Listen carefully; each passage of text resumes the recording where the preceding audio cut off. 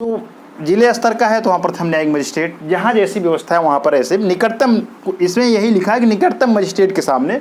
अब वहाँ राज्य के पास कौन सी मजिस्ट्रेट उपलब्ध है, प्रथम न्यायिक हैं कि एसडीएम हैं कि एडीएम हैं, अब जो भी हो वहाँ पेश किया जाएगा उसके सामने, पुलिस का दायित्व है पेश करें वहाँ। अब यहाँ 22 ग की बात करें, 22 ग में क्या है, 22 ग को देखा जाए तो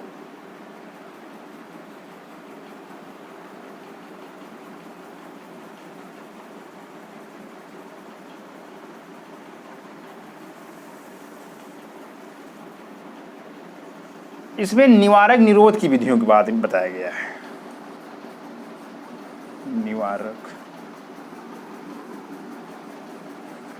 निवारक निरोध की विधियां,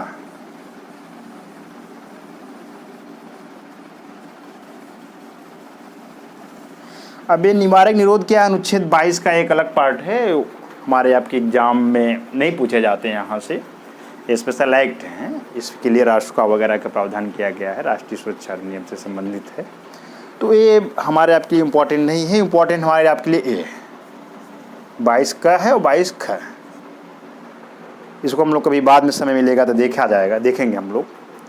तो हम लोगों ने देखा अनुच्छेद 22 कुछ दशाओं में गिरफ्तारी और निरोध से संरक्षण से के बारे में, जिससे कि अनुच्छेद 22 क की बात किया गया और 22 ख की बात किया गया, 22 ग को भी बता दिया गया। अब हम लोग अनुच्छेद 23 की बात करते हैं। अनुच्छेद 23 की बात करते हैं तो अनुच्छेद 23 जो है, इसमें बलात्श्रम से बताया गया, शोषण के विरुद्ध अधिकार। अनुच्छेद 23 और 24 जो है ये शोषण के विरुद्ध अधिकार है। अनुच्छेद 23, अब यहां शोषण के विरुद्ध, शोषण के विरुद्ध अधिकार,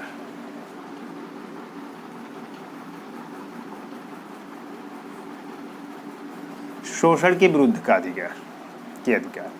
अनुच्छेद 23 में क्या गया, बलात्श्रम की बात किया गया। अब बलात्श्रम क्या होता है इसको जानना जरूरी है। अब बलात्श्रम की बात किया जाए तो बलात्श्रम, जो व्यक्ति 14 साल से कम है उससे बलात्श्रम की श्रेणी में रखा जाता है कि उसे पढ़ने लिखने की उसकी उम्र है, राज्य उसको इतना अधिकार दे रहा है कि उसे वो पढ़ाई लिखाई करे, अपने जीवन को आगे ले जाए, न कि कहीं किसी कार्य में उसको लगाया जाए। ये हमारा 23 का प्रावधान है और 24 में भी इसी बात को बता दिया गया है। अब 23 में बलात्श्रम से संबंधित ये है कि किसी भी व्यक्ति को खरीदा या बेचा नहीं जा सकता, ये भी इसमें बात किया गया है, 23 का ही प्रावधान। अनुच्छेद 23 में ही मानव दुर्व्यापार और बलात्श्रम का प्रतिषेध करता है। तो यहाँ जो मानव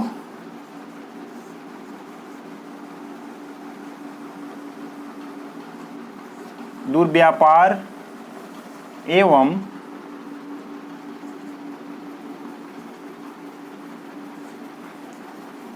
बलात्श्रम की बात किया गया है। तो मानव दुर्व्यापार ये मतलब कि मनुष्य की खरीदी बिक्री नहीं हो सकता है। कोई व्यक्ति ऐसा नहीं कर सकता है कि हाँ किसी को चाहे कितना भी रुपए हो किसी व्यक्ति को खरीद नहीं सकता। ये अनुच्छेद 23 माना गया, मानव के व्यापार नहीं हो सकता। और बलात्श्रम की बात किया गया है कि छोटे बच्चे को किसी काम में नहीं लगाया जा सकता, जो उसका कार्य है, उसका शिक्षा ग्रहण करने की उम्र है, उसे शिक्षा ग्रहण कराया जाए, उसे पढ़ाया लिखाया जाए, जैसे कि हमारा मूल अधिकार भी है। और इसी की बात डीपीएसपी में क्या कहा गया है, राज्य के नीति निर्देशक तत्व में, और इसी को मूल कर्तव्य में भी शामिल किया गया है।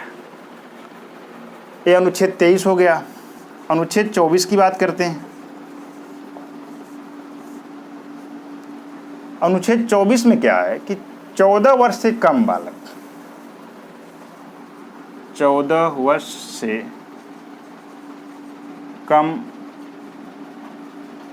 आयु के बालक को किसी खतरनाक खतरनाक, या हम लोग कह दें कि किसी कल कारखाना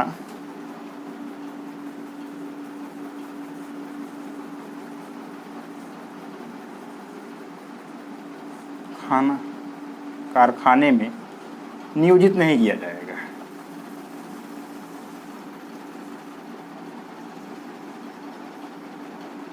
नहीं किया जाएगा। अब ये 14 वर्ष से कम, 14 वर्ष से कम आयु के बालक हैं तो उनको किसी खतरनाक कार्यों में लगाया नहीं जा सकता है। हमारा संविधान कहता है जो उसका कार्य है पढ़ाई लिखाई करने को पढ़ाई लिखाई करे।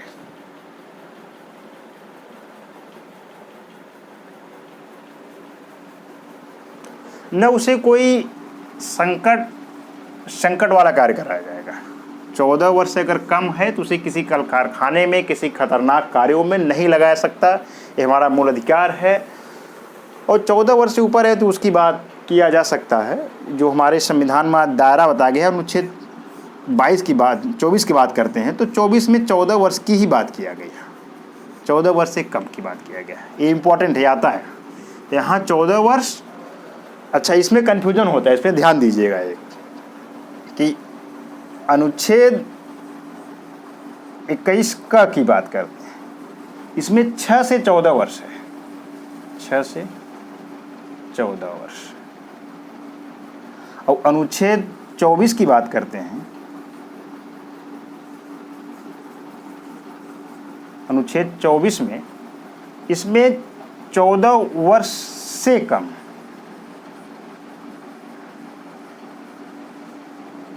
यहाँ ये बात किया गया। अनुच्छेद 21 में 6 से 14 वर्ष के बच्चों को निःशुल्क एवं अनिवार्य शिक्षा राज्य सरकार देगी। और ये अनुच्छेद 24 में 14 वर्ष से कम आयु के बालक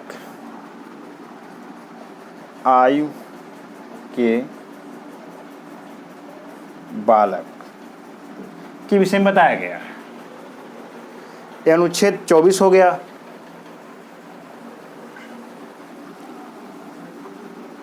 अब हम लोग धार्मिक स्वतंत्रता की बात करते हैं, अनुच्छेद 25, 26, 27 और 28। धार्मिक स्वतंत्रता की बात ये किया गया है इसमें कि अनुच्छेद 24 की बात जब करते हैं हम लोग, तो इसमें हम लोग देख लिए कि शोषण के विरुद्ध के अधिकार में अनुच्छेद 24 में क्या क्या बताया गया है।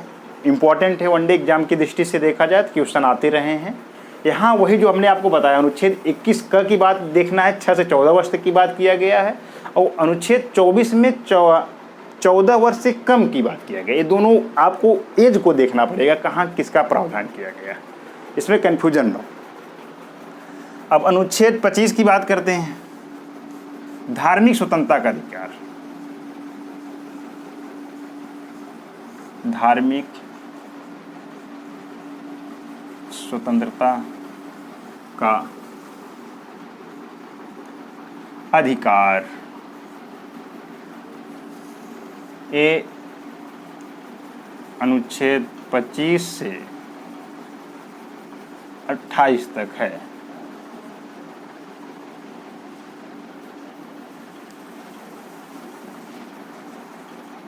अनुच्छेद 25 से 28 तक धार्मिक स्वतंत्रता की बात की गई है। अनुच्छेद 25 की बात करते हैं। अनुच्छेद 25 क्या है? अनुच्छेद 25 में कहा गया है कि किसी भी व्यक्ति को अबाध रूप से किसी भी धर्म को मानने के लिए स्वतंत्र है। कोई भी व्यक्ति किसी भी धर्म को, किसी भी धर्म को अबाध रूप से, अबाध रूप से मानने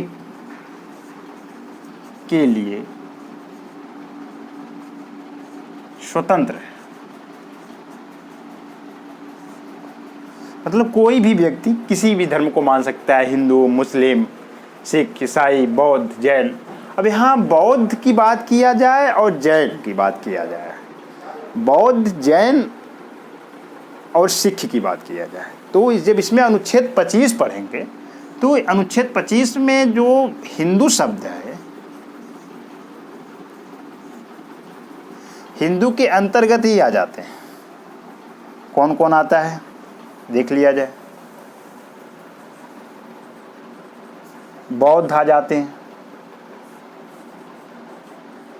जैन आ जाते हैं और ये सिख लोग आ जाते हैं।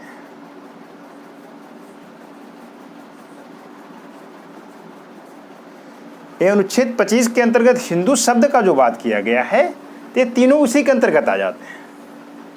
लोग कह देते हैं कि हमारा धर्म अलग है, ऐसा नहीं, ये तीनों इसी के अंतर्गत आते हैं, हिंदू के अंतर्गत आ जाते हैं। ये बहुत इंपॉर्टेंट क्वेश्चन है, इसको ध्यान में रखिएगा। अनुच्छेद 25 की बात हो गई। अनुच्छेद 26 की बात किया जाए तो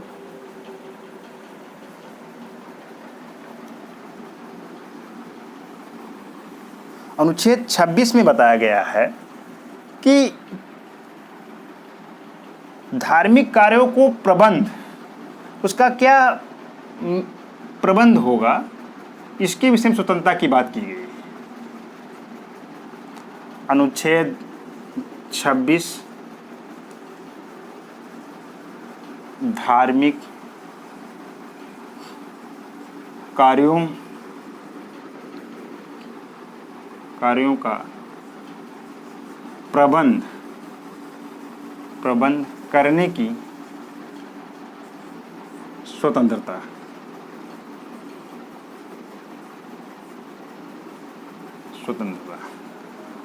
अब अनुच्छेद 26 में बताया गया धार्मिक कार्यों का प्रबंध करने की स्वतंत्रता। इसमें जो प्रबंध की बात किया गया है कि इसका जिस भी धर्म को मान रहा है वो किस प्रकार से उसका मैनेजिंग डायरेक्टर करेगा, वो उसके ऊपर डिपेंड है कि वो कैसे उसको मानेगा, कैसे पूजा पाठ करेगा, उसका किस में कितना श्रद्धा है, आस्तिक है या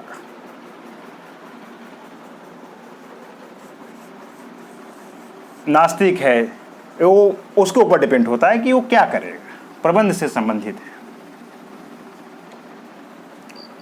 अनुच्छेद 26 हो गया। अनुच्छेद 27 की बात करते हैं। अनुच्छेद 27 में बताया गया है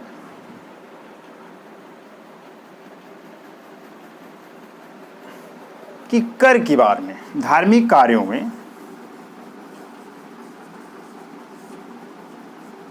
अनुच्छेद 27 कार्यों में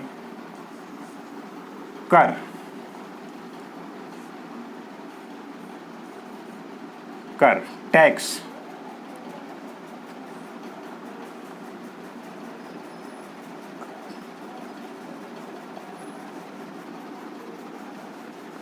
धार्मिक कार्यों में कर नहीं लगाया जाएगा।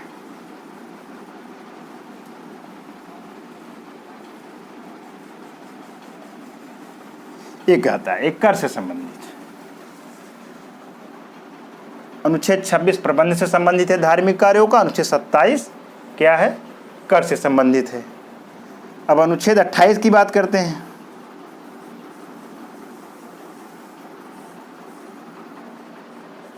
अनुच्छेद 28 कहता है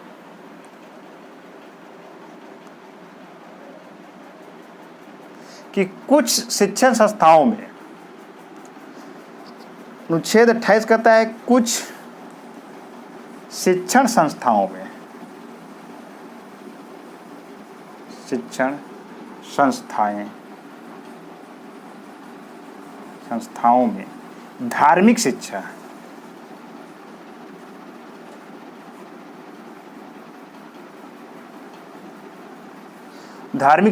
कुछ शिक्षण संस्थाओं में धार्मिक शिक्षा या उपासना, कुछ शिक्षण संस्थाओं में धार्मिक कार्यों को लागू करने के लिए, कुछ शिक्षण संस्थाओं में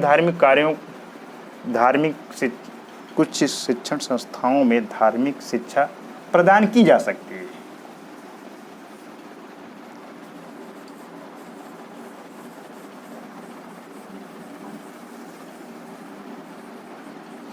तो ये अनुच्छेद 28 हमारा सीधे कहता है कि कुछ शिक्षण संस्थाओं में धार्मिक शिक्षा प्रदान की जा सकती है। वो जब इसको डिटेल पढ़ेंगे तब उसमें मालूम होगा क्या क्या किस किस कंडीशन में किया जाएगा। अब उतना वनडे एग्जाम में आता नहीं, वनडे एग्जाम बस इतना ही पूछेगा कि किसी भी शिक्षण संस्थाओं में धार्मिक शिक्षा प्रदान की जा सकती है किस अनुच्छेद में। तो अनुच्छेद 28 बता देंगे आप कि अनुच्छेद 27 में अगर ये कह दिया जाए कि धार्मिक कार्यों में कर से संबंधित है, अनुच्छेद 27 है। प्रबंध से संबंधित है धार्मिक कार्यों में, तो अनुच्छेद 26 हो जाएगा। अधर्म की स्वतंत्रता अबाध रूप से अधर्म को मानने के लिए ये अनुच्छेद 25 है। तो ये अनुच्छेद 25, 26, 27 और 28 हम लोग धार्मिक स्वतंत्रता की बात कर लिए 25 से 28 तक। और शेष वीडियो जो होगा, अब अल्पसंख्यक से संबंधित अधिकार हम लोगों का है अनुच्छेद 29 और 30। अनुच्छेद 29 और 30 में अल्पसंख्यक के अधिकारों से संबंधित बात की गई। अल्पसंख्यक के अधिकार क्या क्या हैं इसके विषय में बताया गया है।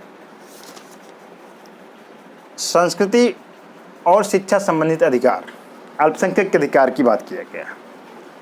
तो उसको अब हम लोग नेक्स्ट क्लास में करेंगे।